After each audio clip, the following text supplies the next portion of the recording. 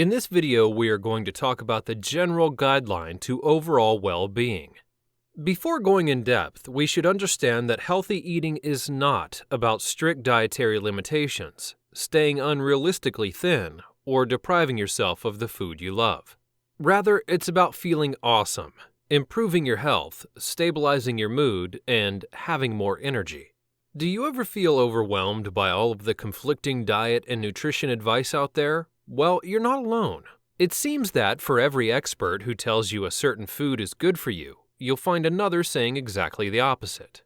Quite often, convenient foods are laced with too much sugar, salt, and other ingredients, which are not considered healthy.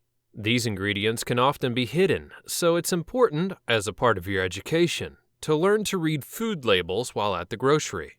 Learn what ingredients to avoid, as major components are usually listed first in the food labels.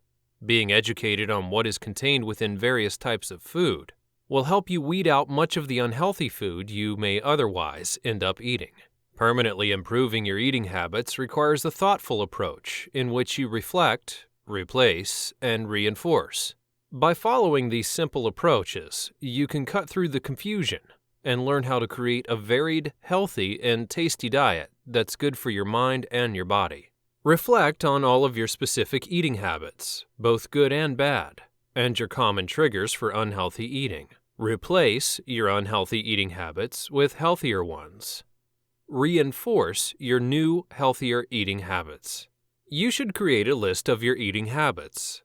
The simplest way to track what you eat and drink is by setting up your diary in a notebook or downloading a food journal app on your phone. This will help you uncover your eating habits.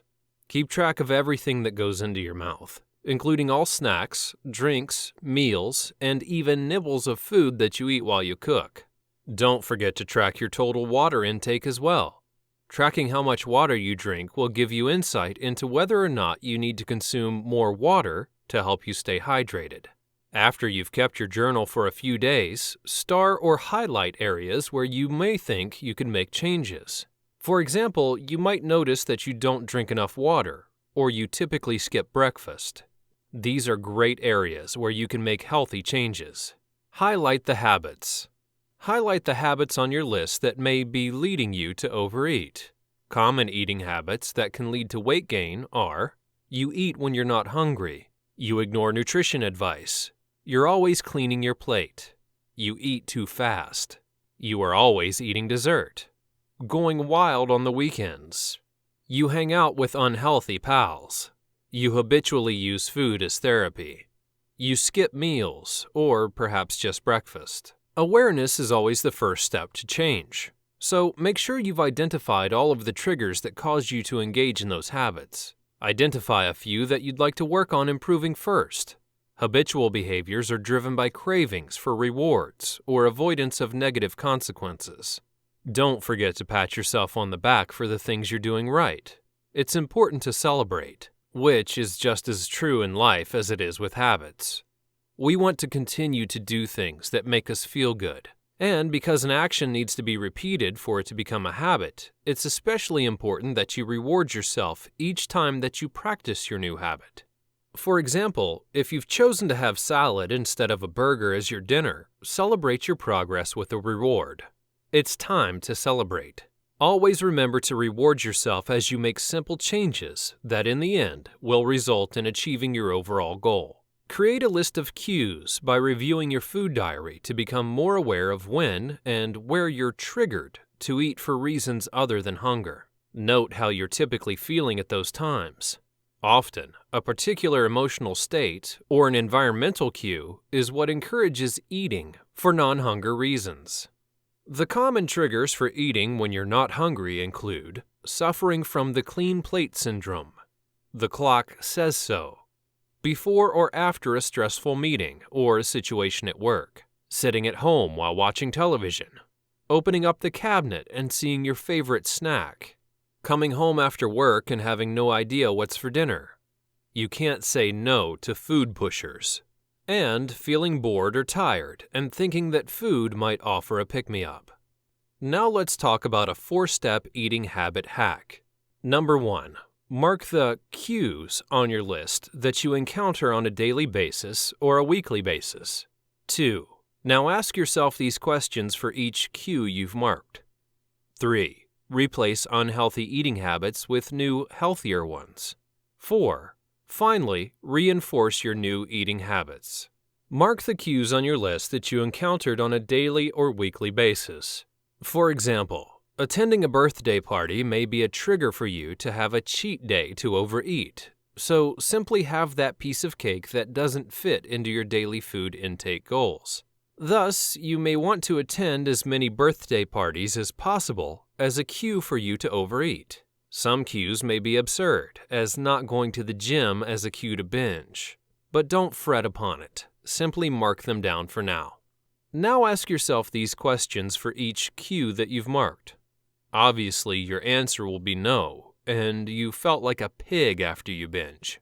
Well, your answer may vary. Just write them down to have clarity and create the pain and disgust so you know you must change. So you know that you must change. Ask yourself, how can I avoid this cue or situation? After noticing the cues and the pain your non-empowering actions brought upon you, find a way to avoid that situation.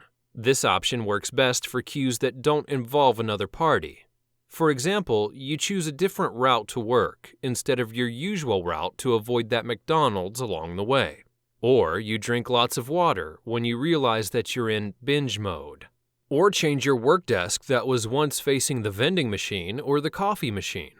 You may also choose another place to study instead of your home kitchen. But there are just some events you can't avoid, like birthday parties of someone important or a staff meeting. So what do you do? Ask yourself this question. For things that I cannot avoid, what can I do differently to eat healthier? The key here is to plan ahead, and when you ask this question beforehand, your brain will naturally find better alternatives to make sure that you stick to your fitness goals. Maybe it's bringing healthy snacks to work, especially when there are long hours ahead. Track your food and make sure it fits your daily macronutrients, and don't overeat. Being food conscious in a party is a good way to control yourself. Eat lots of veggies before attending a party. Being filled before the party is a good way not to binge. Replace unhealthy eating habits with newer, healthier ones. Now that you've asked yourself the above questions and have a clear sense of awareness, you simply have to take action to replace your old eating patterns. Perhaps you overeat because you're eating too fast. Eat slowly. Perhaps you overeat because of hunger, but due to stress, anxiety, anger, or frustrations. Replace it with non-eating activities like going for a jog, visiting a friend, read an uplifting book, or talk to your family. You'll definitely feel better, and you'll totally forget about your hunger. The key to lasting change is to plan ahead.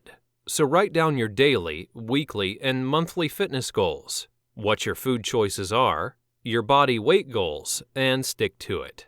Finally, reinforce your new eating habits. Rome is not built in a day, and neither is your body and your habits. You need to practice your new eating habit day by day, week by week, to rewire your old eating pattern to a new one. But this is the hardest part because it requires patience. Stick with it. Believe that it's all worth it in the end. Special tips to make this work include having a mastermind group to keep each other accountable, join a community, a challenge group, and update your close friends and family about your goals. Picture yourself eating healthy greens and having those washboard abs. Vibrant, happy, and full of energy. One of the best ways to reinforce these habits and make them ingrained into your subconscious mind is to write out a list of 100 reasons why you want to be fit or eat healthily. Having 100 reasons why is going to pull you towards your goal, creating a gravity that guarantees your success. As many burnt out after pushing too hard for far too long. Thus, having 100 reasons creates that gravity to pull you and your fitness goals almost effortlessly. So there you have it. 4-step eating habit hacks and all the crucial information that you'll ever need to start eating healthy and live a long, strong, fruitful, and fulfilling life.